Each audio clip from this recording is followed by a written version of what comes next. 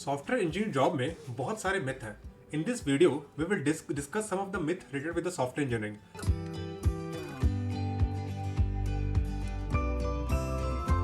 Myth number 1. ये आपने बहुत बार सुना होगा, अगर तुम्हें गुड प्रोडक्ट बेस्ड कंपनीज पे जाना है और उसमें जॉब करना है तो तुम्हें IITs और NIT से डिग्री होना चाहिए. ये बहुत बड़ा मिथ है. स्पेशली फ्रेशर्स और अंडर ग्रेजुएट स्टूडेंट्स में ये बहुत बड़ा मिथ है. ऑफकोर्स अगर तुम IITs और NIT से हो तो प्रेफरेंस तो मिलता है सिलेक्शन में, ऐसा नहीं है, मिलता है सिलेक्शन. लेकिन ऐसा बिल्कुल नहीं है कि if you are from the tier 3 college तो तुमको टॉप टेक कंपनीज नहीं मिल सकता. पॉसिबली तुम्हारा स्टार्ट सर्विस कंपनी से हो सकता है, लाइक फॉर एग्जांपल TCS में हो, तुम इन्फोसिस में हो, but after 1 or 2 years of work experience based on your work you will easily get the top tech companies. So जरूरी नहीं है कि you have to always start from the MANG companies or FANG companies. You can start from the normal companies and eventually go to the top tech companies. मैंने तो देखा है 70 to 80% लोग अपना करियर ही सर्विस कंपनी से start करते हैं, but after some year of working experience top tech companies चले जाते हैं. द ओनली क्राइटेरिया इज कि सर्विस कंपनी में जाने के बाद कंफर्ट जोन में नहीं जाना. You have to keep on practicing continuously. Now this is the myth number 2. ये बहुत बड़ा मिथ है कि before interview your preparation should be perfect. Like perfect people they want everything perfection. See perfection level of preparation कभी नहीं हो सकता as the matter of fact. After some time अपने प्रिपरेशन को you have to wrap up. अगर तुम perfect preparation का wait करोगे तो फिर वेट ही करते रह जाओगे. इसलिए डिसेंट प्रिपरेशन रखो.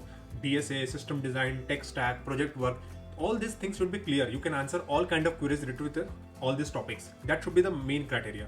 So smart preparation is focus on that part which is important and frequently asked in the interview. Now myth number 3. ये फ्रेशर्स का और कुछ वर्किंग प्रोफेशनल्स का बहुत ही बड़ा मिथ है, specially in this criteria. Like we should know so many language before the interview. C language matter नहीं करता है. It is not mandatory that you should know Java, C++, Python और JavaScript. All these language you should know. No, but you should be good in one language. Ultimately domain understanding matter करता है और framework knowledge matter करता है. Domain understanding means like few of the engineers are working in security domain, few of the engineers are working in e-commerce domain, someone is e-retail domain. So these are the domains. Similarly framework knowledge जैसे Spring Boot, Flask, Node.js. तो Spring Boot, Flask, Node.js क्या है? Frameworks है. So frameworks और domain का knowledge होना चाहिए. That is important, not languages. Now myth number 4. There are some people who only want to get into the MANG companies क्योंकि package अच्छा होता है. See nowadays even few startups are given more package than MANG companies. But my suggestion is अगर तुम्हें preparation कर रहे हो तो MANG कंपनीज को ही टारगेट रखना चाहिए. क्यों? क्योंकि पैकेज नहीं, रिज्यूम में ब्रांड वैल्यू होना चाहिए, ब्रांड होना चाहिए. फॉर एग्जाम्पल लेट्स से अगर तुम if you join Microsoft, then after 2 years of working experience in Microsoft, if you switch the company, you will easily get the call from Google also. So in your entire tech career, you can switch between these top tech companies. So always include the brand in your resume. Now myth number 5. ये भी कुछ लोगों का doubt है कि if you negotiate for a higher salary, you will look greedy in interview. अगर तुम्हें HR से negotiate करते हो तो इसका मतलब ये नहीं है कि you are not being greedy. You just want know your worth. So you are looking to work for a long term with the company. So you just want to make sure that you are happy with the compensation part that the company are providing and both the parties are happy with that. Now myth number 6. ये तो बहुत ही common misconception है. Like few people just take out time of let's say 1 month for interview process and for joining the new company. लेकिन reality ये है किसी भी job switch में थोड़ा तो time लगता ही है.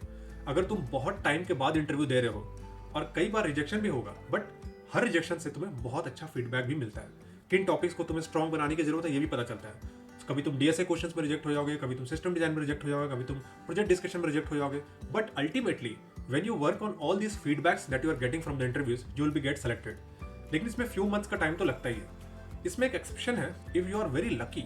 हो सकता है कि फर्स्ट इंटरव्यू में तुम्हारा क्रैक हो जाए, बट मोस्टली सब इतने लकी नहीं होते. So take time and prepare very well. सबसे इंपॉर्टेंट फैक्टर जो रिक्वायर्ड है सिलेक्शन के लिए वो है motivation. You join any courses or learn by yourself. Both the ways are fine, but consistent motivation for practicing the question is the most important ingredient for selection. Coaching में additional benefit ये होता है that you will get the right directions. Someone is there who will taught you all the concept. लेकिन at the end of the day, practice तो तुमको ही करना है. So ultimately तुम्हें ही कोड लिखना है इंटरव्यू में. So practice should be consistent.